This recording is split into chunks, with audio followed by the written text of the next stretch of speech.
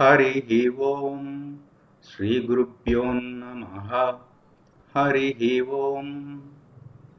ॐ नमो भगवते स्वामिनिर्भयानन्दाय। ॐ नमो भगवते स्वामी अचलपरिपूर्णानन्दाय। हरिः ओम्। गुरुर्ब्रह्मा गुरुर्विष्णुः गुरुर्देवो महेश्वरः गुरुः साक्षात् परं ब्रह्म तस्मै श्री गुरवे नमः। ब्रह्मानन्दं परमसुखदं केवलं ज्ञानमूर्तिं द्वन्द्वातीतं गगनसदृशं तत्त्वमस्यादिलक्ष्यम् एकं नित्यं विमलमचलं सर्वधी साक्षिभूतं भावातीतं त्रिगुणरहितं सद्गुरुं तं नमामि। ॐ नमो ब्रह्मादिभ्यो ब्रह्मविद्या साम्प्रदाय कर्तृभ्यो वंश ऋषिभ्यो महाभ्यो नमो गुरुभ्यः। सर्वोपप्लवरहित प्रज्ञानघन प्रत्यगर्दो ब्रह्मैवाहमस्मि अहं पदार्थरहितः। सदाशिवसमारभते श्रीमहाविष्णु सूर्य याज्ञवल्क्य जनक व्यास शुकयोगी सान्दीप श्रीकृष्ण जगद्गुरुभ्यां शंकर भगवत्पादाचार्य मध्यमाम् श्रीधर शिवरामाख्य कृष्णदेशिकवराभ्यां मन्मडपु सुब्बयार्य कोल्लिकोटयार्य गुरुप्रसादरावार्य स्वामी निर्भयानन्दाख्य अचल परिपूर्णानन्दाभ्याम् अस्मदाचार्य पर्यन्तां वन्दे गुरुपरम्पराम्। ॐ सहना भवतु सहनौ भुनक्तु सह वीर्यं करवावहै तेजस्विनावधीतमस्तु मा विद्विषावहै। ॐ शान्ति शान्ति शान्तिः। अचल परिपूर्ण संकल्प ध्याనం। पूर्वमेव निरालंबम् आग्नेयं च निर्गुणं तथा दक्षिणे नित्यशुद्धं चैव नैऋत्यो निरुपद्रवम् पश्चिमे निष्कलं चैव वायुवे च निरञ्जनम् उत्तरे च निराकाशो ईशान्यो निर्मलो भवेत् ऊर्ध्वश्च निराकारतः अधश्च निर्विकारतः अन्तर्बहिश्च सर्वत्र अचलोऽयं सनातनः। ॐ निर्भयानन्दाय विद्महे अचलपरिपूर्णाय धीमहि तन्नो परात्पर प्रचोदयात्। ॐ साईश्वराय विद्महे सत्यदेवाय धीमहि तन्नः सर्वप्रचोदयात्। ॐ नमः स्कन्दाय विद्महे ऋषिसाक्षात् धीमहि तन्नो रमणः प्रचोदयात्। ॐ तत्पुरुषाय विद्महे महादेवाय धीमहि तन्नो रुद्रः प्रचोदयात्। ॐ सद्गुरुरूपाय विद्महे ज्ञानबोधामृताय धीमहि तन्नो श्रीविद्यासागर प्रचोदयात्। ॐ स्वात्मानन्दाय विद्महे अचलपरिपूर्णानन्दाय धीमहि तन्नो देशिकेन्द्र प्रचोदयात्। हरिः ओं श्रीगुरुभ्यो नमः। हरिः ओं। అందరికీ సాయిరామ్ అండి.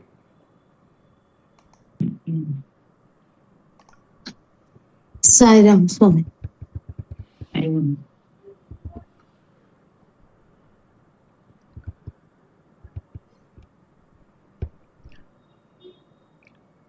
ఆత్మబోధ గురువాక్యములలో 2వ శ్లోకము మనము మననం చేసుకుంటున్నామండి. బోధోన్య సాధనేభ్యో హి సాక్షాన్మోక్షైక సాధనం పాకస్య వన్నివజ్ఞానం వినా మోక్షో న సిద్ధ్యతి. ఈ శ్లోకంలో మొదట మనము మానవ జన్మ ఎందుకు ఎత్తాల్సి వచ్చింది, దానికి పరిష్కారం ఏమిటి, జ్ఞానం ఎట్లా వస్తుంది, అది మొదటిది. ఇట్లా 9 గురువాక్యాలు ఉన్నాయి ఈ శ్లోకం కొరకు. 2వ దాంట్లో ఈ మార్గంలో ప్రయాణంలో లక్షణము నిర్ణయము. లక్షణం అంటే మ్యాప్, నిర్ణయం అంటే ఎట్టకేలకు చివరికి కలిగే స్థితి. ఇది కొంచెం జాగ్రత్తగా గుర్తుపెట్టుకోవాలి. మనం చేసే సాధన, మనం ఈ పుస్తకాలు, ఈ బోధలు ఇవన్నీ కూడా లక్షణాలే, నిర్ణయాలు కావు. నిర్ణయం ఎప్పుడు వస్తుంది? ఒకేసారి వస్తుంది. నిర్ణయ వాక్యాలు ఉండవచ్చు మనం పుస్తకం చదివినప్పుడు. అలాగే గురువుగారి బోధల్లో వారికి కలిగిన నిర్ణయాన్ని మనకి నిర్ణయ వాక్యంగా మనకి ఇవ్వవచ్చు. కానీ మనకి కలిగిన నిర్ణయం కాదు అది. మనకి కలిగిన నిర్ణయం ఎప్పుడు? ఆ స్థితిని మనం అందుకున్నప్పుడు, అది మనకి సహజమైనప్పుడు. ఎంతగా సహజం అవ్వాలంటే, నేను మనిషిని అని ఎంతగా మనం సహజ నిర్ణయం తీసుకున్నామో అంత సహజంగా అది సహజానుభవం కలగాలి. అంటే అనుభవం సహజమైపోవాలన్నమాట. సహజమైపోయిన అనుభవమే నిర్ణయం. అది ఎట్టకేలకు వస్తుంది. అప్పుడే జ్ఞానం వచ్చినట్టు మనకి. మరి ఈ పుస్తకాల్లో మనం చదువుతాము, అవన్నీ లక్షణాలే చదువుతాము. ఆ లక్షణాలని మన జీవితంలో ఆచరించడానికి ప్రయత్నిస్తాము. అలాగే కొన్ని గురువు చెప్పిన నిర్ణయం, గురువు గారికి కలిగిన నిర్ణయ వాక్యాలు, మహానుభావులకు కలిగిన నిర్ణయ వాక్యాలు చెప్తారు. అవి నిజానికి గ్రంథం అంతా కూడా వారికి కలిగిన నిర్ణయమే కదా. శంకర భగవత్పాదులకు కలిగిన నిర్ణయమే కదా ఆత్మబోధ. మనకి కలిగిన నిర్ణయం కాదు. అవి మనము చూసుకుని, మనం అందుకుని, మనం కూడా గురువుని చూసి మనం కూడా అలా ఉండగలగాలి. 1-2 మాటలు బాగా గట్టిగా పట్టుకోండి. గుర్తించగలగటము, ఉండగలగటం. ఈ 2 బాగా పట్టుకోవాలండి. గుర్తించగలగటం అంటే ఏంటి? సామర్థ్యం కదా. నేను ఉండలేకపోతున్నానండి అని చెప్తారు కదా. మనం గురువు గారి దగ్గర మొరబెట్టుకునేది ఏమిటి? ఉండలేకపోతున్నానండి, మీరు చెప్పేదంతా బాగానే ఉంది కానీ అలా ఉండలేకపోతున్నాం కదా. ఆ గలగటం మాట సామర్థ్యం. ఆ సామర్థ్యం కోసమే ఇదంతా మనం ఏమిటి, ఆత్మను ఆత్మయందు ఆత్మగా గుర్తించగలగటం అంతే. సరే గుర్తించాము, ఇప్పుడు అలా ఉండగలగటం. గుర్తించగలగటం అయితే లక్షణం పూర్తిగా వచ్చేసింది. అలా ఉండగలిగితే నిర్ణయం అయిపోయింది అంతే. ఈ రెండు కూడా చేత అంటే నా ఉద్దేశంలో జరగాలి. అది బహిర్ముఖం కాదు, అలాగే అధ్యయనం కాదు, అట్లా ఉండాలన్నమాట. ఈరోజు నిన్న చాలా పైనుంచి చూసాము, డీటెయిల్డ్గా అర్థం చేసుకోలేదు. ఈ గురువాక్యంలో అసలు ఎట్లా స్వరూప జ్ఞానంతో మోక్షం వస్తుంది అని కింద నుంచి పై వరకు జీవుడి దగ్గర మొదలుపెట్టి పరిపూర్ణం వరకు ఒక మ్యాప్ ఇచ్చేశారు. మొదట మ్యాప్ని అర్థం చేసుకుందాం. చాలా చక్కగా చెప్పారు.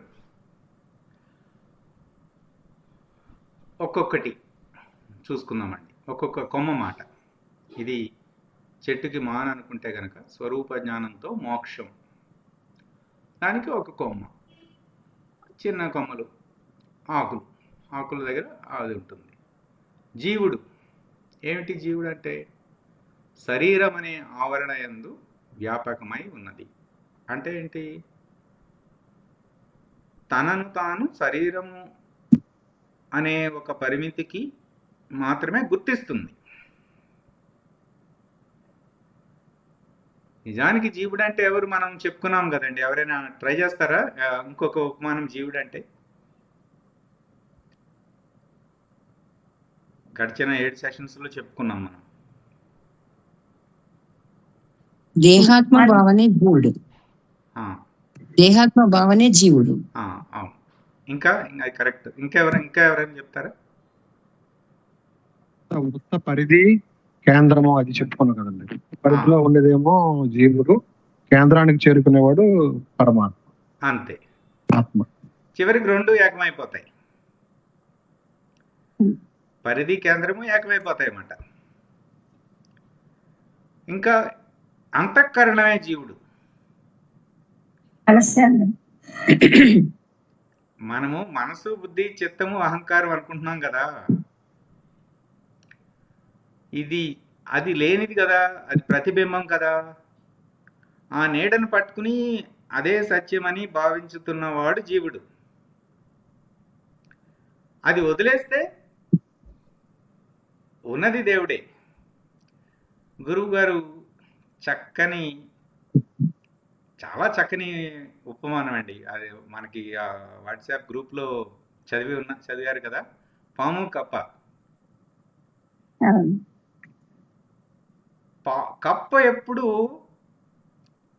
త్రాచుపాముని సాక్షాత్కరింపజేసుకోలేదు. అంటే తన ముందు ఎదురుగా నుంచి దాన్ని దర్శించలేదు. ఎందుకంటే అది ముందుకు చూస్తే అది గుట్టకాయ స్వాహా చేసేస్తుంది. ఎక్కడికి వెళ్ళింది? పాము లోపలికి వెళ్ళిపోయింది.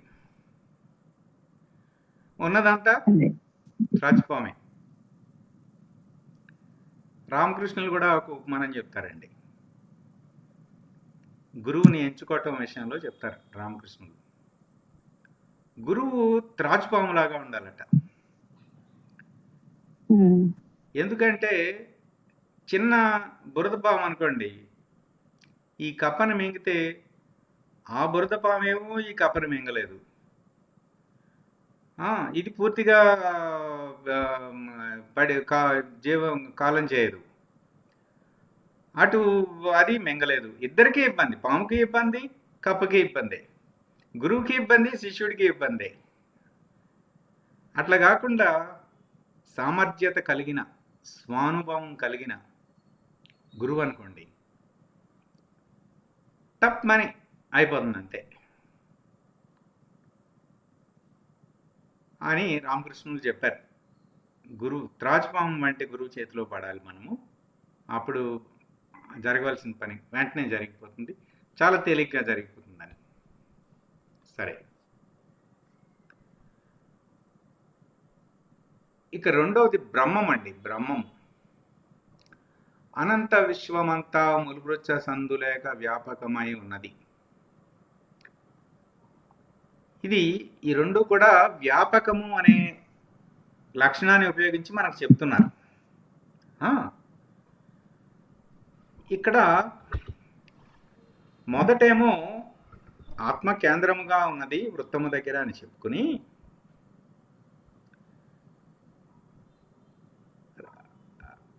ప్రయాణం చేస్తూ చేస్తూ కేంద్రం వైపు వెళ్తే మనం లేకుండా ఈ వృత్తం పరిధి ఉంది కదా, అది లేకుండా పోయింది.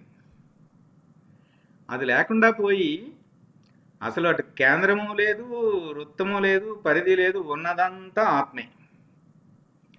దీనికి కూడా మళ్ళీ రామకృష్ణులు ఉపమానం చెప్పారండి. రామకృష్ణ పరమహంస కథామృతము వీలైనంత అందరూ కూడా రామకృష్ణ మఠం హైదరాబాద్లో కానీ విజయవాడలో కానీ అన్ని చోట్ల రామకృష్ణ మఠాలు ఉన్నాయి కదా, విశాఖపట్నంలో, రాజమండ్రిలో ఉన్నదో లేదో తెలియదు, అన్నీ అక్కడికి రామకృష్ణ కథామృతము అని ఉంటుంది, ఎం గారు రాశారు. అంటే రామకృష్ణులు పెట్ట కథలతో వేదాంత లోతుల్ని చక్కగా చెప్పారన్నమాట. ఆయన ఉపమానం చెప్పింది ఏంటంటే, ఒక ఉప్పు బొమ్మ తనని తాను వెతుక్కుంటూ వెళ్ళింది. వెళ్తే సముద్రాన్ని చేరితే ఆ ఉప్పు బొమ్మే లేకుండా పోయింది. సత్యాన్వేషణలో వెతుక్కుంటూ వెతుక్కుంటూ వెళ్ళగా దానికే ఉనికి లేకుండా పోయింది. ఆ ఉప్పు బొమ్మ సముద్రము ఒక్కటే కదా. ఇట్లా అనంత విశ్వమంతా ములుగురొచ్చ సందులేక వ్యాపకమై ఉన్నది. సరే, ఉన్న స్థితి జీవుడు, ఉన్నత స్థితి బ్రహ్మం, సోర్సు డెస్టినేషన్. మరి ఆత్మబోధ ఏమిటి? మనం మననం చేస్తున్న ఈ 68 శ్లోకాలు, 189 ఎపిసోడ్లు ఏమిటి? ఆ జీవునికి తాను ఏదై ఉన్నాడో వానికి గుర్తు చేయటం, అంతే. గుర్తు చేసే ప్రయత్నం. అప్పుడు తాను బ్రహ్మమే అయి ఉన్నాడని తెలుస్తుంది. ఇక్కడ గురువు గారు తాను ఏదై ఉన్నారు అని ఎందుకు చెప్పారంటే, ఆ తర్వాత కూడా మళ్ళీ ఆ బ్రహ్మ స్థితికి వెళ్ళాక అసలు ఇది కాదని చెప్పేసి అక్కడ మారుస్తారు పరబ్రహ్మ నిర్ణయం కొరకు. తాను ఏదై ఉన్నారో వారికి గుర్తు చేయటం, ఆ గుర్తు చేస్తున్నారన్నమాట గురువు. వారి బోధల ద్వారా, గురువాక్యముల ద్వారా, ఇట్లా సత్సంగంలో జరిపించడం ద్వారా ఆ గురు సత్తా గుర్తింప చేయడానికి ప్రయత్నిస్తుంది. మనము కూడా సాధన చేసి గుర్తించగలగటం అయిపోతుంది. అది ఒక పార్ట్. ఇంకో పార్ట్ గుర్తించాము కానీ అలా ఉండాలి కదా, నిత్య జీవనంలో అలా ఉండాలి కదా. అప్పుడు ఉండటం అభ్యాసం చేస్తే సంధ్యా సాధన చేసినప్పుడు ఒక 2 క్షణాలు, 3 క్షణాలు, 1 నిమిషమో, 2 నిమిషమో, అలాగే 1 గంట, 3 గంటలు, 4 గంటలు, 24 గంటలు, 1 వారం, నెల, సంవత్సరము, కొన్ని సంవత్సరాలు, కొన్ని దశాబ్దాలు సహజమైపోతుంది అన్నమాట. అంటే మనము ఆ స్థితిలో ఉండటము సహజమైపోతుంది. అభ్యాసాన్ని మార్చుకున్నాం అన్నమాట. నేను జీవుడిని అని శరీరమే నా పరిమితిగా ఉన్న అభ్యాసాన్ని, జీవిస్తున్న అభ్యాసాన్ని అనంత విశ్వమంతా ములుగుచ్చే సందులేక వ్యాపకమే ఉన్నది నా స్వరూపం అని ఆత్మబోధ ద్వారా గుర్తించటం వలన మనం అభ్యాసం మార్చుకుని గుర్తించగలగటము, ఉండగలగటము, ఈ రెండు జరుగుతుంది. ఇక తర్వాత త్రిపుటి అండి. ఈ త్రిపుటి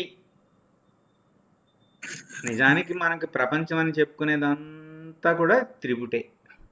మూడుగా అంతా కూడా అటు త్రిగుణాలని, శరీరత్రయం అనండి, తాపత్రయం అనండి, దేహత్రయం అనండి, అవస్థాత్రయం అనండి, కర్త కర్మ క్రియ అనండి, చివరికి జ్ఞానము జ్ఞేయం అని అవనివ్వండి, లేదు ధ్యానించువాడు జ్ఞానము జ్ఞేయం అనండి, ఏదైనా సరే ఇదంతా కూడా త్రిపుటే. ఇక్కడ మొదట మనము త్రిపుటిని మనం అర్థం చేసుకుందాం. ఎందుకంటే ఇంతకుముందు తెలుసు మనకి, అలాగే మన భాగ్యము మన సత్సంగంలో పెద్దవారు మహానుభావులు తులసమ్మ గారు లాంటి వాళ్ళు పెద్ద వాళ్ళు ఉన్నారు. వారికి త్రిపుటిని దాటేసిన వాళ్ళు అన్నమాట. కానీ మనము ఆ త్రిపుటి అసలు అంటే ఏంటి మొదట దాన్ని అర్థం చేసుకుంటే, ఆ తర్వాత దాన్ని మనము గుర్తించడం తెలుసుకుంటే, ఆ తర్వాత దాన్ని నిరసించడం మనం అభ్యాసం చేయొచ్చు. అంటే మొదట గుర్తించాలి, అసలు ఉందని తెలియాలి కదా. ఇప్పుడు ఉందని తెలియాలి కదా అంటే మొదట గుర్తించటం. గుర్తించకుండా నిరసన ఎలా చేస్తాం? నవవేద భక్తి మార్గాల్లో చిట్ట చివరిది ఆత్మనివేదన. ఆత్మనివేదన మనం చేయగలమా చెప్పండి? ఆత్మనివేదన చేయగలమా మనం? ఎవరైనా చెప్తారా? ఆత్మనివేదన చేస్తే ఇంక ఉండం కదా, అంతే. తాను ఆత్మగా ఉన్నవాడే ఆత్మనివేదన చేయడానికి అర్హుడు. తెలుసుకుంటేనే తాను దేహభావనతో ఉన్నవాడు ఆత్మనివేదన చేయడానికి అర్హుడు కాదు కదా. తాను ఆత్మస్వరూపంగా ఉన్నప్పుడే తన ఆత్మను తను నివేదన చేయగలుగుతాడు. అట్లాగే మొదట గుర్తించాలి, గుర్తించిన వాడే నిరసించగలుగుతాడు. ఈ నిరసించటం అనేది చాలా ముఖ్యమండి. ఎంత ముఖ్యం అంటే ఈ వదిలేయటం. రామకృష్ణులు అంటే నాకు ఇష్టదైవం రామకృష్ణులు, అందుకని ఎక్కువగా వారివే నాకు స్ఫురిస్తూ ఉంటాయి. రామకృష్ణులు ఏమని చెప్పారంటే, గీత గీత గీత గీత అని బాగా అంటే త్యాగి త్యాగి త్యాగి అని వస్తుంది కదా. గీత అర్థము త్యాగి అనే చెప్పారు, అంటే త్యాగం చేయటం, వదిలేయటం. అంటే మన ప్రయాణము ఎక్కడి నుంచి మొదలు పెట్టామండి వదిలేయటం? మనం ఎవరైనా ప్రయత్నిస్తారా? వదిలేయటం తల్లి గర్భాన్ని వదిలి మొదలైన. చక్కగా చెప్పారు శోభ గారు. మన ప్రయాణమే వదిలేయటంతో స్టార్ట్ అయింది. మాతృమూర్తి గర్భం నుండి అక్కడ నుంచి వదిలేయటంతోనే మన ప్రయాణం మొదలైంది. ఈ దేహము పతనం చెందేటప్పుడు కూడా ఈ ప్రకృతి నుండి వదిలేసే వెళ్తున్నాం, అవునా కదా? అది వదిలేయటమే. అక్కడేమో మనకి జన్మనిచ్చిన మాతృమూర్తి గర్భము, ఇక్కడ సాక్షాత్తు జగన్మాత గర్భం. రెండు గర్భములే, అంతే కదా. బ్రహ్మాండము ఇక్కడ వదిలేస్తున్నాం, అక్కడ వదిలేస్తున్నాం. ఈ మధ్యలో కూడా వదిలేయలేదండి. బాల్యం మనం వదిలేయలేదా? యవ్వనము కౌమారము అవి వదిలేయలేదా? మా జ్ఞాపకాలు వదిలేయట్లేదా? అన్ని వదిలేసుకుంటానే వెళ్తున్నాం. నిజానికి జీవితం ఏంటంటే ఈ వదిలేసుకుంటూ పరిణతి చెందుతూ వెళ్ళటమే. అందుకని మన సనాతన సాంప్రదాయంలో ధర్మము దానము వీటికి ఎందుకు అంత ఇంపార్టెన్స్ అంటే, మనము అలాగే హోమం చేస్తాం కదండి, అన్నింటినీ వదిలేస్తాం. మనం దర్భ వేస్తున్నామంటే ఇంతకాలము నేను ఒక రకమైన అభ్యాసం చేస్తూ జీవించాను, కొన్ని వాసనలతో, సంస్కారాలతో. దానికి ఈ దర్భ ప్రతీక. ఈరోజు నేను ఇదం నమమా అంటూ జ్ఞానాగ్నిలో ఐదం నమం అంటే అమ్మ అని చెప్పేసి దగ్ధం చేసేస్తున్నాను. అంటే అట్లా మనసులో భావించాలన్నమాట. దగ్ధం చేసేస్తున్నాను అని చెప్పేసి ఒక కొత్త జీవనం. హోమము చేసిన ముందు వ్యక్తి, హోమం చేసిన తర్వాత వ్యక్తి వేరు. అంతకు మునుపంతా గతం గతహ అయిపోయింది, నేను వదిలేశాను. వదిలేయటమే చూడండి. అలాగే ఆలయంలోకి ప్రవేశిస్తున్నాను, చెప్పులు వదిలేస్తున్నాం. ఇంతకాలము ఏవో ఆచ్ఛాదనలన్నీ వేసుకుని జీవించాను. వానిటిని ఈశ్వర, వాటినన్నిటినీ వదిలేసి నిన్ను చేరుతున్నాను నేను అని వాటిని మళ్ళీ బయటే వదిలేయాలి. మళ్ళీ ఈశ్వరుడి దగ్గరికి అమ్మటి పెట్టి తీసుకెళ్ళకూడదు చెప్పుల్ని.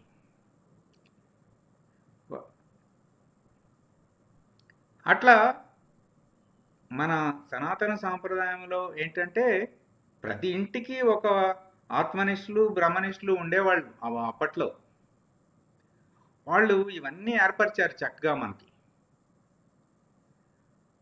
కాలక్రమేణా అవన్నీ పోయి మనకి ఆ అలవాట్లు, సాంప్రదాయాలు మాత్రం మిగిలాయి. ప్రతిది కూడా జ్ఞానమే ఉన్నది, ప్రతి కర్మ జ్ఞానమే. అసలు కర్మ అంటూ ఏమీ లేదు. మహానుభావులు జ్ఞానాన్ని కర్మలో పెట్టారు. ఆ జ్ఞానపూర్వక కర్మాచరణ చేయాలన్నమాట. సరే, ఆ మహానుభావులు మనకు అందుబాటులో లేరు, ఇది ఎలా అని చెప్పేది. కానీ మనం చేస్తూ ఉన్నాం, నష్టమేముంది? చేయగా చేయగా స్ఫురిస్తుంది కదా ఏదో ఒక నాటికి. అందుకని చేయాలన్నమాట.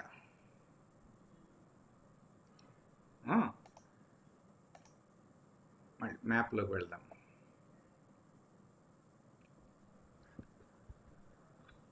వదిలేయటం వదిలేయటం వదిలేయటం వదిలేయటం వదిలేయటం, అంతే.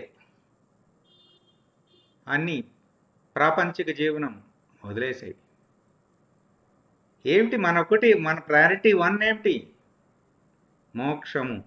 అదొక్క కోరికే మిగిలింది. ఇల్లు తగలబడిపోతుందండి, ఇల్లు తగలబడిపోతుంది. ఏం పట్టుకుని పరిగెత్తామండి? ఆ సర్టిఫికెట్లు, ఆ బంగారము అని ఏమైనా సర్టిఫికెట్లు, అంతే కదా. విలువైనవి, మనము విలువైనవి అనుకున్నవి పట్టుకెళ్తాం, అంతే కదండి. గురువుగారు ఏమన్నారంటే, ఎంత గొప్ప మాట అండి, ఈ దేహము తగలబడిపోతుందంట. మనకి ఎన్ని శ్వాసలు ఉన్నాయో నిర్ణయం అయిపోయింది. ఎన్ని లక్షల శ్వాసలు నిర్ణయం అయిపోయింది ముందే. చిటిక వేసాము, అది అయిపోయింది, ఇక రాదు, ఆ క్షణం రాదు. అంటే ఈ దేహము తగలబడిపోతా ఉంది, దహించబడుతూనే ఉన్నది. మనం పడిపోయాక వాళ్ళు దహించడం ఏమో కాదు, ఆల్రెడీ తగలబడతా ఉంది. ఇది తగలబడుతుంది దేహం. అయిపోయింది. 2 క్షణాలు ఇప్పుడు మనం మాట్లాడుకుంటున్నాము, అయిపోయింది. ఈ దేహం తగలబడటంలో ఇంతకు ముందు 30% అనుకున్నాం అనుకోండి, ఇప్పుడు 30.8% అయిపోయింది, కాలిపోయింది. మాట్లాడుకునే లోపు కాలిపోయింది. అంటే ఇట్లా చూడాలన్నమాట. అప్పుడు మనము సమయాన్ని వృధా చేయగలమా? మనము టక టక టక టక ప్రయారిటీస్ ఎంత క్లియర్గా డెసిషన్స్ వస్తాయి. పొద్దున లేచింది మొదలు రాత్రి పడుకునే వరకు ఇట్లా ఇట్లా నా దేహం తగలబడిపోతుంది, శ్వాసలు గడిచిపోతున్నాయి. రామకృష్ణులు ఒక భజన ఉన్నదండి, చాలా బాగుంటుంది.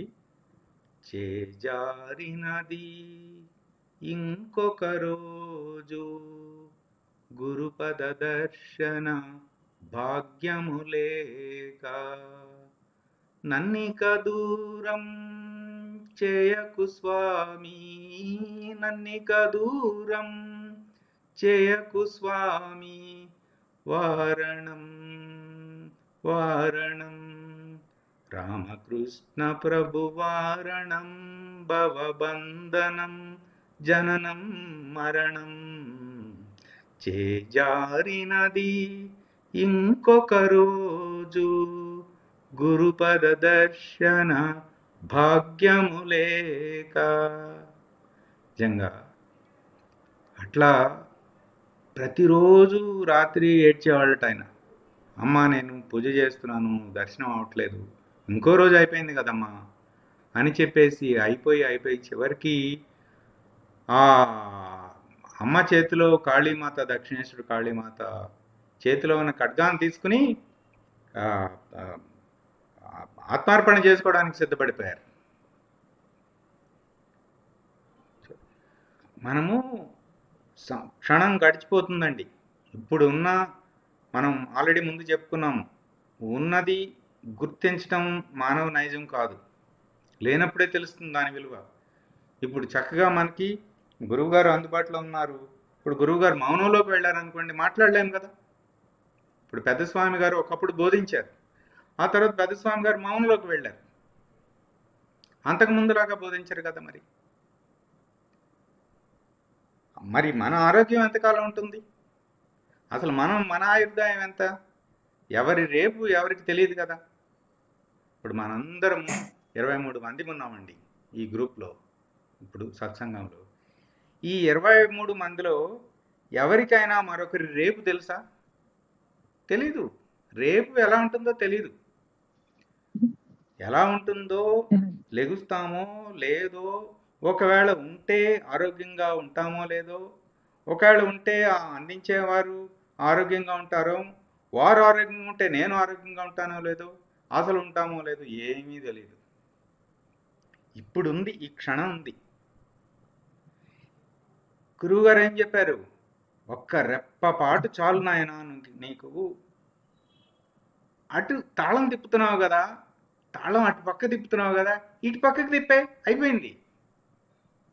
జ్ఞాన మార్గంలో అటు తిప్పుతున్నావు కదా, అటు తిప్పి తిప్పి తిప్పి తిప్పి ముళ్ళు వేసుకుంటున్నావు, బంధించబడుతున్నావు కదా, ఇటు తిప్పేసాయి, అయిపోయింది ఒక రెప్పపాటులో.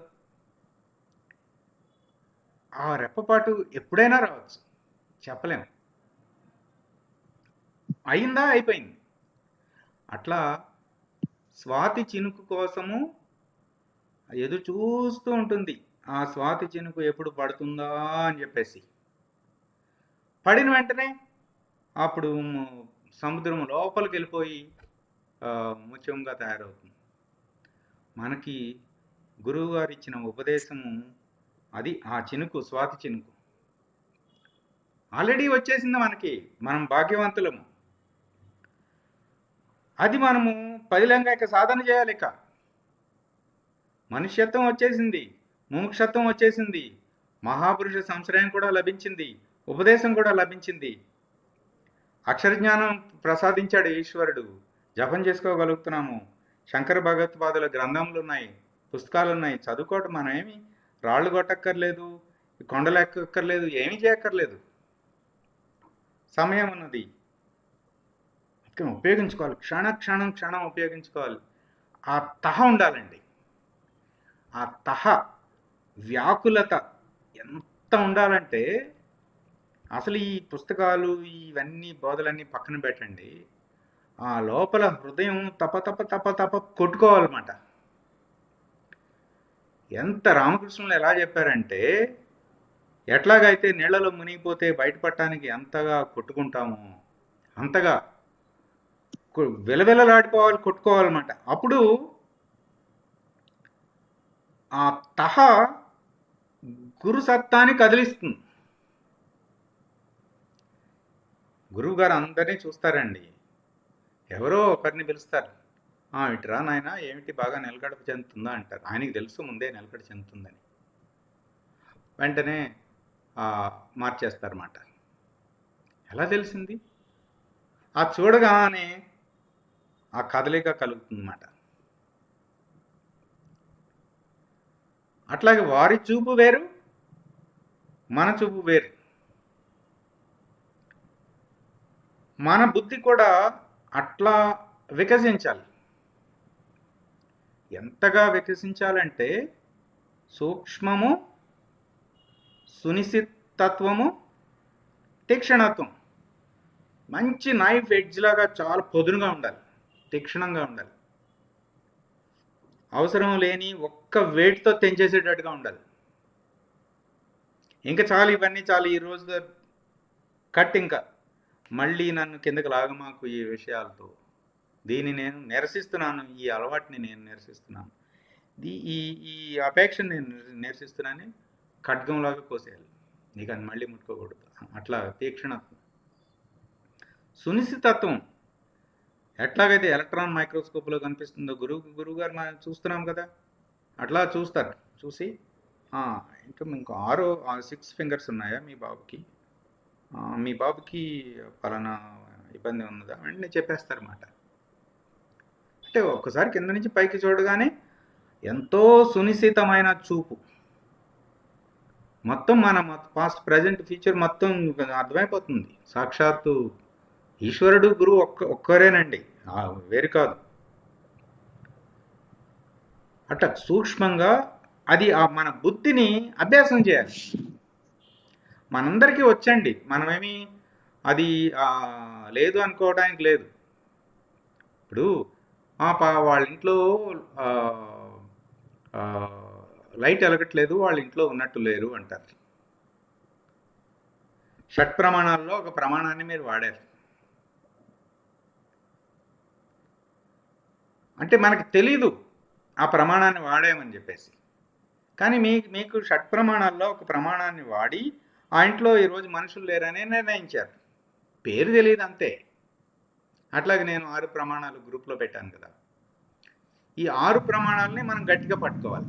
ప్రత్యక్ష ప్రమాణము, పరోక్ష అనుమానము, ఉపమానము, ఇట్లా ఉన్నాయి కదా, అన్నీ 6. ఈ జ్ఞాన మార్గంలో ఈ ప్రమాణాలు ఉపయోగించి మనం ఎక్కడికక్కడ మనం విచారణ చేసేసి దాన్ని సూక్ష్మంలోనే పరిష్కరించేస్తున్నాం మనం. అది జరుగుతుంది. అది స్థూలం వరకు రావాల్సిన అవసరం లేదన్నమాట జ్ఞాన మార్గంలో. అట్లా క్రమక్రమంగా మన శిల్పాన్ని మనమే చెక్కుని అక్కరలేని తీసేయగా మనము అదే అవుతాం. ఇది పరిణామం. ఇక్కడ ఒకటి చెప్పండి. అంటే నిత్య వర్తమానంలో ఉండేవాడు యోగి, భూత భవిష్యత్ కాలాల్లో ఉండేవాడు నిత్య వర్తమానంలో ఉండేవాడు యోగి, భూత భవిష్యత్ కాలాల్లో ఉండేవాడు భోగి. అంటే భూతము అంటే భూత కాలము అంటే గడిచిన కాలం నుంచి మనం పాఠాలు నేర్చుకోవాలి. భవిష్యత్తులో మనం ఎలా ఉంటుంది అని వ్యాకులతలు ఉండకూడదు, సంకల్ప వికల్పాలు ఉండకూడదు. అంటే ఏంటంటే ఇక్కడ మనం మనసుని బుద్ధిని ఉపయోగించి మనం ఆ సాధన ద్వారా నిత్య వర్తమానంలో ఉంటూ చేయాలి అని. అంతే కదండి. సునిశ్చితత్వము, తీక్షణత్వము మన మనోబుద్ధుల చేత సాధన మార్గం వీలవుతుంది. అవును. అంటే గడియారం ఎట్లాగైతే మనకి అటు ఇటు ఊగుతుందో, మనము ఈ మనసుకి దీన్ని ఒక ఇన్స్ట్రుమెంట్ లాగా వాడాలండి. ఇప్పుడు గ్యాస్ స్టవ్ ఉంది, అవసరమైంది, లైట్ ఆన్ చేసాం, వాడాం, కట్టేసాం, అంతే. అంతేగాని 24 గంటలు మంటతో ఆడట్లేదు కదా ఆటలు.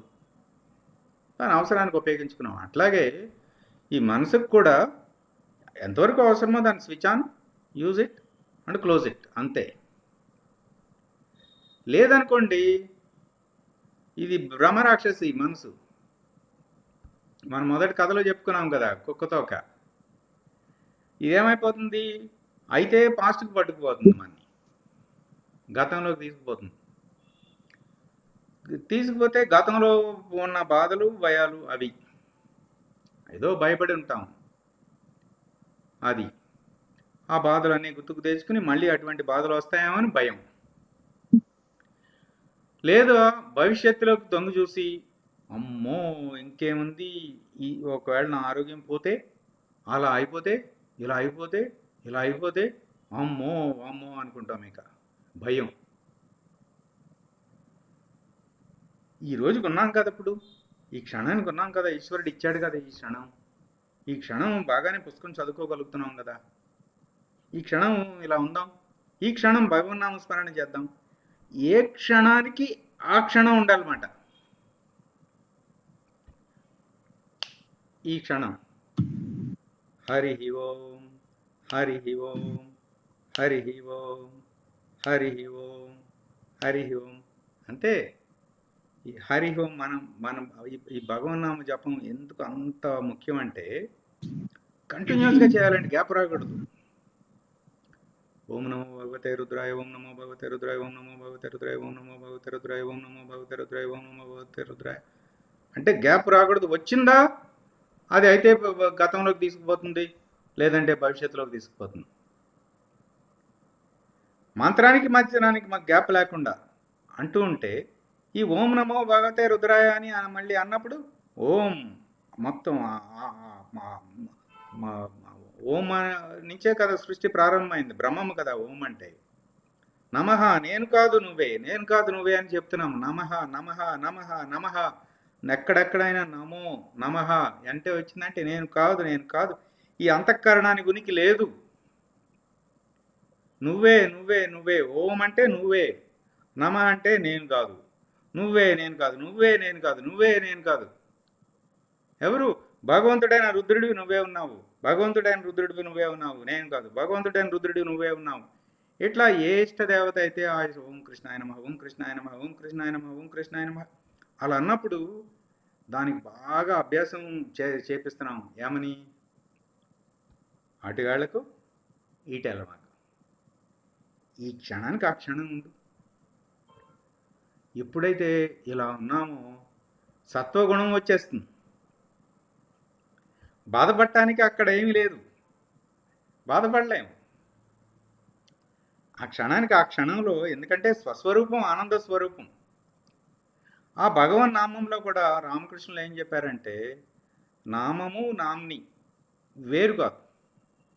ఏ పేరుతో చెప్పినా కూడా ఆ నుంచి క్ష వరకు కూడా అన్నీ ఆ జగన్మాత అక్షరాలలో ఉన్నవే కదా అక్షరాలు. ఏ మంత్రమైనా పర్వాలేదు, అసలు ఆ అనుకుంటే పర్వాలేదు. ఏ అక్షరమైనా, బీజాక్షరమో మామూలు అక్షరమో అక్షరముల సంపద ఏదో ఒకటి, ఏ అక్షరమైనా ఆ జగన్మాత సృష్టిలోదే కదా. ఆ అక్షరమునకు ఆ జగన్మాతకు భేదము లేదు, అక్షరములో ఉంటుంది. అట్లాగే కాలము కూడా కాళేశ్వరుడు, కాలం కూడా ఈశ్వరుడే. ఈ క్షణము ఈశ్వరుడు, ఆ అక్షరము ఈశ్వరుడు. ప్రతి క్షణము కాలము ఈశ్వరుడు, అక్షరము జగన్మాత. అప్పుడు ఎక్కడున్నాం మనం? మనం అసలు ఉన్నామా? ఈశ్వరుడును మాత జగన్మాత. జగన్మాత ఉంది, ఆ జగన్మాత ఉన్నది అంతే. ఓం శ్రీమాత్రే నమః, ఓం శ్రీమాత్రే నమః, ఓం శ్రీమాత్రే నమః, ఓం శ్రీమాత్రే నమః, ఓం శ్రీమాత్రే నమః, ఓం శ్రీమాత్రే నమః. ఆ క్షణం ఉంది, ఆ కాళేశ్వరుడు ఉన్నాడు, శ్రీమాత్రే నమః, ఆ జగన్మాత ఉన్నది అంతే. నేను అసలు లేను, నా గురించి నేను అసలు ఆలోచించట్లేదు అంతే. ఇట్లా స్వాతతో సమంగా అట్లా ఎంత జరగాలి అంటే చేస్తున్నానో చేయట్లేదో చూసుకోవట్లేదు, అది జరుగుతుంది అంతే. ఇలా జరుగుతుంది, పనులు జరుగుతున్నాయి, అవి కూడా పనులేమి ఆగట్లేదు. తింటున్నాము, వంట చేస్తున్నాము, ఆఫీస్ పనులు చూసుకుంటున్నాము, అట్లా అన్నీ జరుగుతాయండి చక్కగా, ఏమీ ఇబ్బంది లేదు. ఆఫీస్లో పనులు జరుగుతాయి, ఇంటి పనులు జరుగుతాయి. ఆ క్షణానికి ఆ జగన్మాత అన్నీ జరిపిస్తుంది. విశేషంగా జరిపించవచ్చు, జరిగించకపోవచ్చు కాక సామాన్యంగా జరిగిపోతుంది. అడ్డంకులన్నీ టక ఓడిపోతూ ఉంటాయి, ముందుకు వెళ్ళిపోతూ ఉంటాం. గురుసత్తా జగన్మాత అంత సహకారం ఉంటుందన్నమాట. ఆ నమ్మకంతో అట్లా వెళ్ళాలి ముందు మనకి. అందుకని నిత్య వర్తమానము జపం, ఈ జపమే ధ్యానం అవుతుంది, ఆ ధ్యానమే సమాధి అవుతుంది. ఇదే తీసుకుపోతుంది. ఇదేమిటంటే రామకృష్ణులు ఏమని చెప్పారంటే, ఒక సముద్రంలోకి దిగేవాళ్ళు ఒక గొలుసు కట్టుకుని దిగుతారన్నమాట. దిగినప్పుడు మళ్ళీ ఆ గొలుసు పట్టుకుని మళ్ళీ ఒడ్డుకొచ్చేస్తారు. ఈ జపము ఏమిటంటే ఆ జగన్మాతకి మనం కట్టేసామన్నమాట జపమాలతో. ఈ చేయగా చేయగా చేయగా ఆ మూలాన్ని కట్టుకునే దగ్గరికి తీసుకుపోతుంది ఇక ప్రయాణం మొదలు పెడితే. మరి ఈ మధ్యలో దేహం పడిపోతేనో గురువిచ్చిన అభయవాక్యం ఉంది కదా, మనకి క్విజ్లో కూడా చెప్పుకున్నాం. క్విజ్లో ఏమని, నాయనా నువ్వు ఏ జ్ఞానంతో అయితే ఉన్నావో ఆ జ్ఞానంతోనే పునః ప్రారంభం అవుతుంది, అభయవాక్యం ఉంది. ఇంకా ఎందుకండి మనకి భయం? ఎందుకు? ఈ క్షణానికి చేయటం చేయటం చేయటం సాధన చేయటం, ఫలితం మన చేతుల్లో లేదు. మన చేతుల్లో లేని దాని గురించి మనకెందుకు? అది ఈశ్వరుడు చూసుకుంటాడు, జగన్మాత చూసుకుంటుంది, మనకెందుకు? అట్లా అంటే కాలం ఈశ్వర స్వరూపం, మనం చేసే మంత్ర జపం శ్వాస కానీ చైతన్య స్వరూపం. ఇలా నిత్య వర్తమానంలో ఉన్నప్పుడు మనం ఒక ఆలోచనకి వచ్చేది ఒక నిశ్శబ్దం, నిశ్శబ్దానికి ఉండేది ఒక ఆలోచన. ఇలాంటి సునిశత్వం తీక్షణత్వం కనుక ఉంటే కనుక మనకి ఆత్మ సాక్షాత్కారం అనేది రెప్పపాటు కాలం. అంతే కదండి? నిశ్శబ్దం లేకుండా అసలు ఆలోచన ఎక్కడి నుంచి వచ్చింది? ఆలోచన కూడా నిశ్శబ్దంలోనిదే. సంగీతము శబ్దం కదమ్మా. నిశ్శబ్దం లేకుండా శబ్దాన్ని సృష్టించగలమా? ఒకరు ఏమన్నారంటే, ఒక క్రమ పద్ధతిలో నిశ్శబ్దాన్ని భేదించడమే సంగీతం అని చెప్పారు. ఉన్నది నిశ్శబ్దమే, ఆలోచనలు అసలు లేవు. మరి నాకు ఉన్నాయి కదండి వస్తున్నాయంటే ఉన్నట్లు కనపడుతున్నాయి అంతే. కాసేపు ఉండిపోయే ఆ ఆలోచనలు. ఉన్నది ఆ మధ్యలో ఉన్న నిశ్శబ్దమే, ఆ కాలమే. నిజానికి నిశ్శబ్దం మధ్యలో కాదు, ఆలోచన వచ్చినప్పుడు ఉంది, ఆలోచన పోయినప్పుడు ఉంది. ఉన్నది నిశ్శబ్దమే. మనకి ఆ సూర్యనారాయణుడు ఉంటే ఆ పైన ముందు మేఘం వచ్చిందండి, సూర్యుడు కనపట్లేదు. కాసేపు మేఘం ఉందండి, తర్వాత మళ్ళీ సూర్యుడు వచ్చాడండి. సూర్యుడు ఎప్పుడు ఉన్నాడు? మనకి మేఘం చూస్తుంది, మనం ఆలోచన చూస్తున్నాం అంతే. నిజానికి ఈశ్వర సత్తా లేకుండా, గురు సత్తా లేకుండా మనం అసలు ఆలోచించగలమా? మనసుకంత శక్తి ఏది? ఆ ఈశ్వరుడు ఆ చిలక ఈ ఉపాధిలో పంజరంలో నుంచి వెళ్ళిపోయాడు అనుకోండి, ఇది ఆలోచించగలుగుతుందా? అంతే కదా. మరి ఆ ఈశ్వరుడు ఉండబట్టే కదా ఆలోచించగలుగుతుంది. అంటే ఈశ్వరుడు కదా ఆలోచిస్తున్నది, అంటే ఆలోచన కూడా ఈశ్వరుడే కదా. మనం అనుకుంటున్నాం, అంటే మనం అనుకుంటున్నాం అన్నమాట, నేను ఆలోచిస్తున్నాను అన్న దగ్గర గొడవ వచ్చింది. నిజానికి ఆలోచన ఏం దోషం లేదు. ఎప్పుడు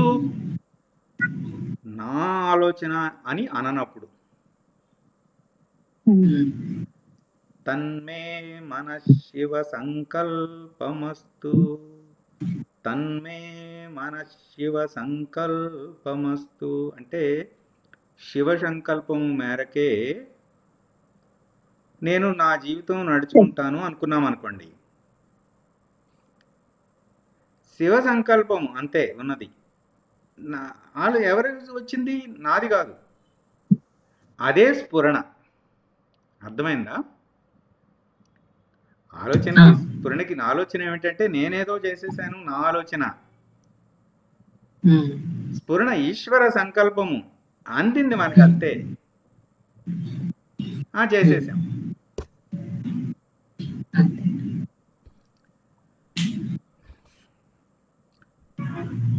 ఇక్కడ మనము మైండ్ మ్యాప్ మనం త్రిపుటితో మొదలుపెట్టి మనము పర్వాలేదు, మనని మంచి అంటే ఇలా ప్రశ్నలు ఉంటే మనము చెప్పుకుండవచ్చు. అన్ని మాటలు మనకి ఉపయోగపడేవి, ఏమీ ఉపయోగపడనివి ఏమీ లేవు. మనమేమి కంప్లీట్ చేసేయాలి, ఇది కంప్లీట్ అని ఏమీ లేదు. చూడండి, దర్శనము, ద్రష్ట, దృశ్యం. ఇక్కడ దర్శనము అంటే చూడటము అనే క్రియ జరుగుతుంది, అంతే కదా. ద్రష్ట, నేను చూస్తున్నాను అంటున్నాం, అప్పుడే ద్రష్ట. అంతఃకరణ నేను చూస్తున్నాడు, ద్రష్ట. అంతఃకరణమే లేదు, చూడబడుతుంది, అంతే. ద్రష్ట. దృశ్యం, దానికి సంబంధించిన అనుభవం. నేను మామిడి పండు తిన్నాను, అది మామిడి పండు అనుభవం అయిన భోగ్యము. మామిడి పండు తినటము ఆ క్రియ. ఎవరు తిన్నారు? నేనే తిన్నానండి, ఈ బంగినపల్లి మామిడి పండు నేనే తిన్నాను, బాగుంది. వీడు కర్త. ఇది త్రిపుటి, అర్థమైంది కదా. మీరు ఎన్నైనా చెప్పుకోండి, అన్నీ త్రిపుట్లే. ఆ కర్తకే ప్రమాత అని పేరు. ఆ దర్శనం ఉంది చూసారా, అదే ప్రమాణము.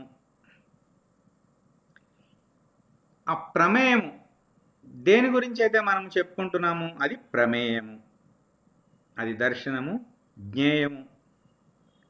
మరి ఇప్పుడు ముముక్షువుకి ప్రమేయం ఏంటండి? ముముక్షువుకి ప్రమేయం ఏమిటి? ఎవరైనా ప్రయత్నిస్తారా?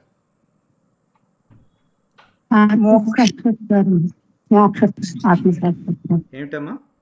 ఆత్మస్థితి, అంతే. ఆత్మసాక్షాత్కారం, ఆత్మజ్ఞానం. సాక్షాత్కారం, పరోక్ష అనుభవంలో ఉండదు. స్వస్వరూపమే ప్రమేయం. ప్రమాత ఎవరు? ముముక్షువే ప్రమాత. మోక్షువే. మరి అదే మరి ప్రమాణం జ్ఞాతే కదా ఇవన్నీ. ప్రమాణం పరబ్రహ్మతత్వం, పరబ్రహ్మతత్వం సాధన. ఏమి సాధన? జ్ఞాన మార్గంలో ప్రమాణము గురువాక్యమే. గురువాక్యం పట్టుకుని ప్రయాణించడం. మనం 6 ప్రమాణాలు చెప్పుకున్నాం కదా.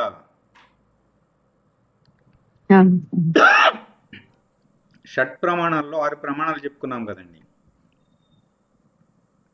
అంటే జ్ఞాన మార్గంలో షట్ ప్రమాణాలతో, అటు శాస్త్రం చెప్పినా గురువు చెప్పినా, ఈ 6 ప్రమాణాలతోనే జ్ఞాన మార్గంలో నడుస్తుందన్నమాట.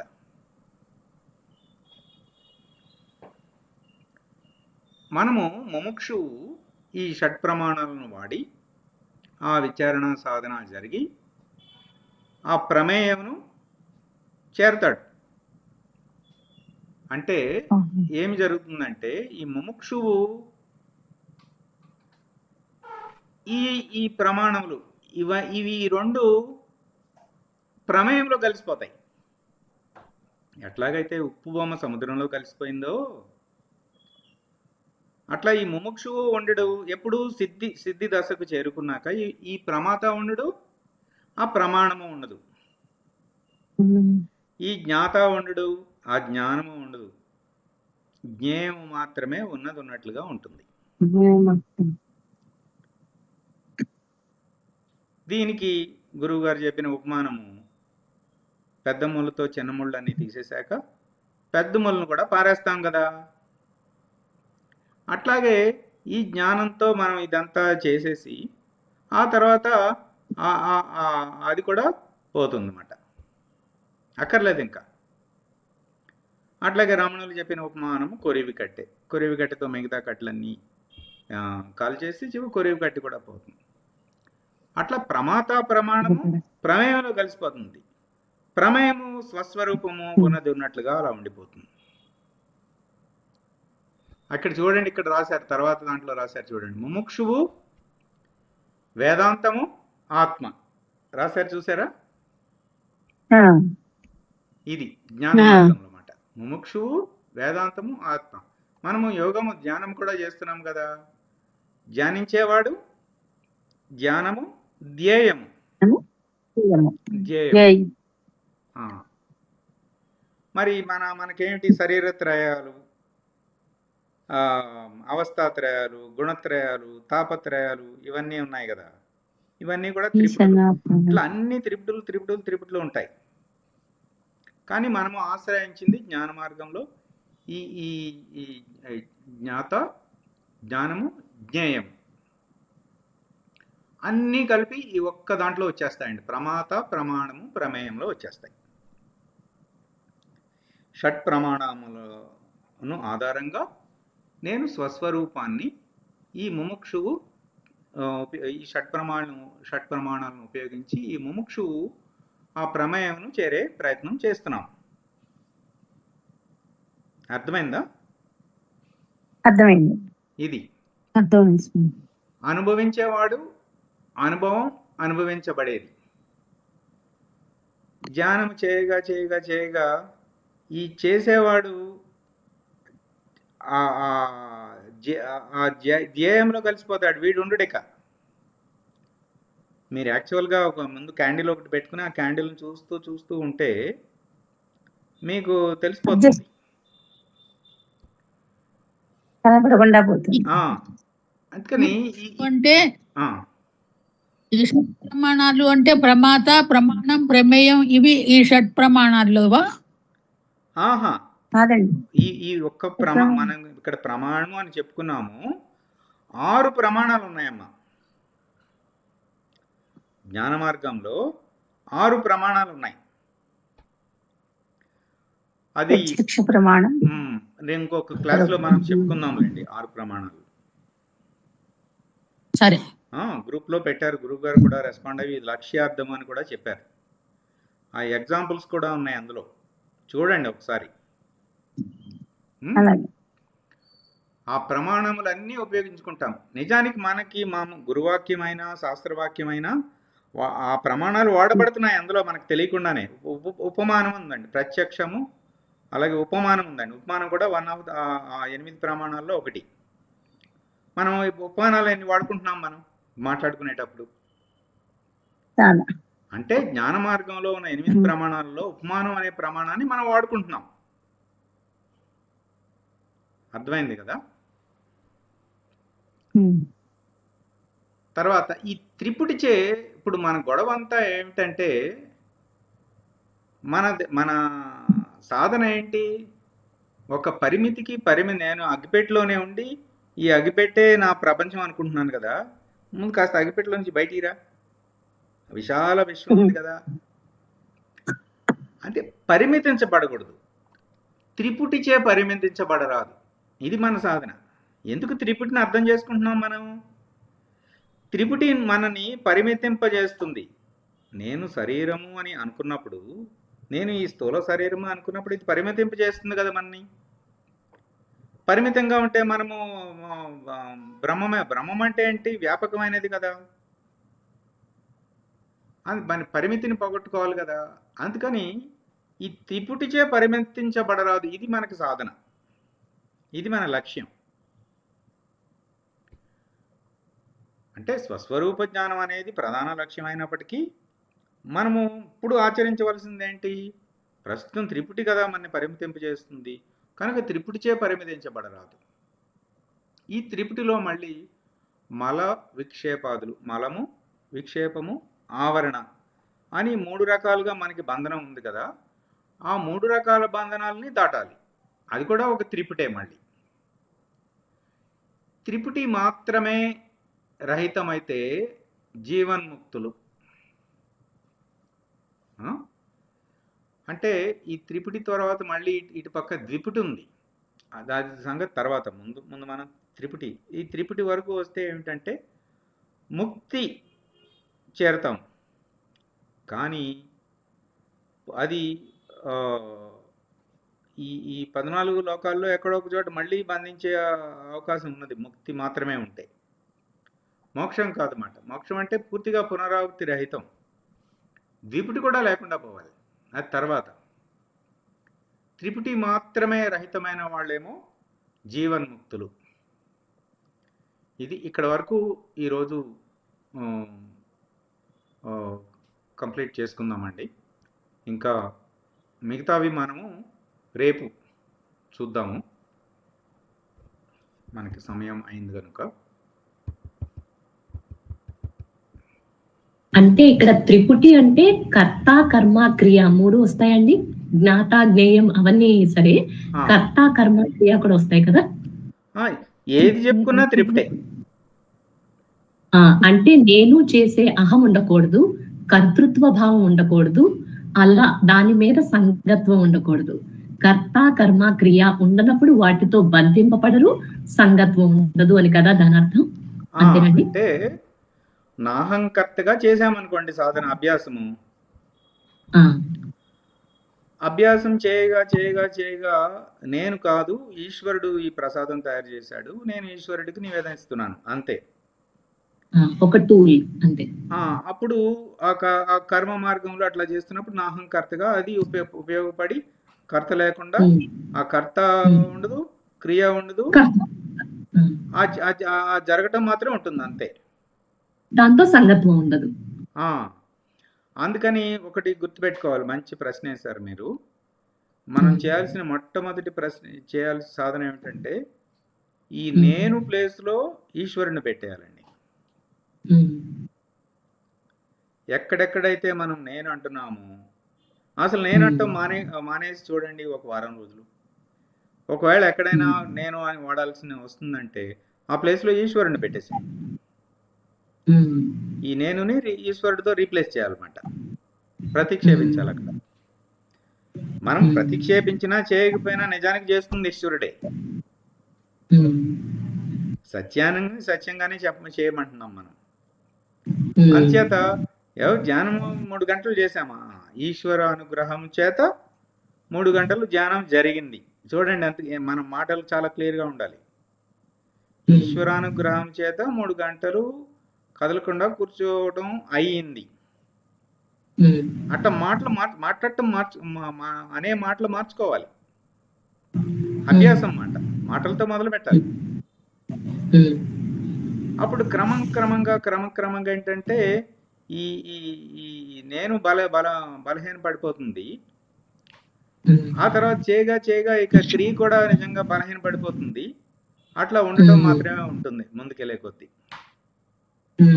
అది జ్ఞాన మార్గంలో అయినా, కర్మ మార్గంలో అయినా, భక్తి మార్గంలో అయినా, జ్ఞాన మార్గంలో అయినా జరిగేది ఇదే. అంటే ఈ అంతఃకరణం నేను అన్న భావన కరిగిపోవాలండి. నిజానికి అది లేనిదే, లేనిది లేనట్లుగా ఉండొచ్చు కదా అని అంటున్నారు. ఉన్నది ఈశ్వరుడు జరుపుతున్నాడు కదా, ఈ అంతఃకరణం లేనిది కదా. లేనిది లేనట్లుగా ఉండి ఉన్న ఈశ్వరుని ఉన్నట్లుగా గుర్తించు, ఇదే మన సాధన అంతా. సరేనా?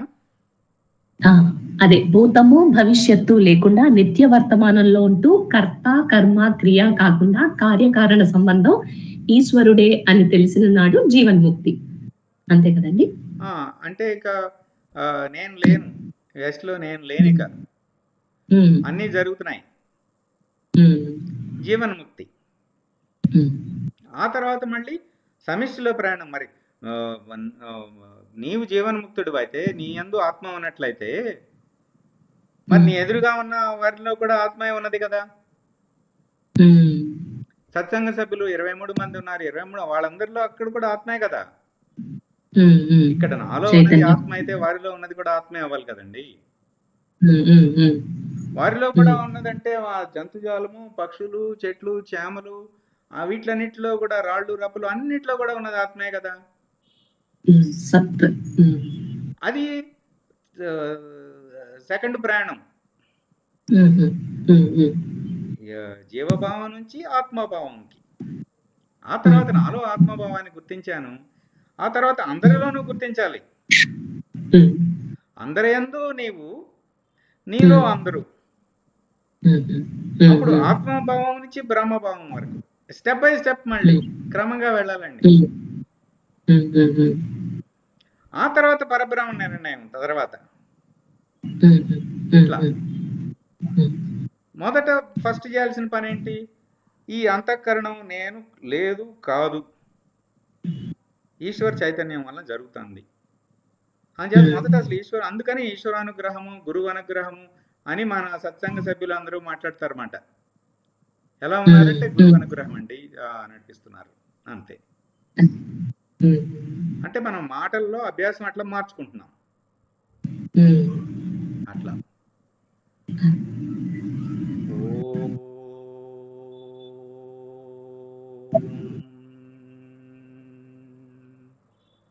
పూర్ణమద పూర్ణమిదం పూర్ణాత్ పూర్ణముదచ్యతే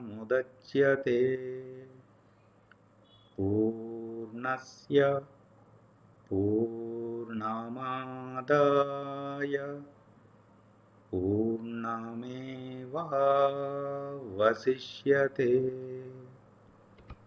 ఓం తత్సత్. ఓం శాంతి శాంతి శాంతి. హరి ఓం. శ్రీ గురుభ్యో నమః. హరి ఓం. సాయిరామ్.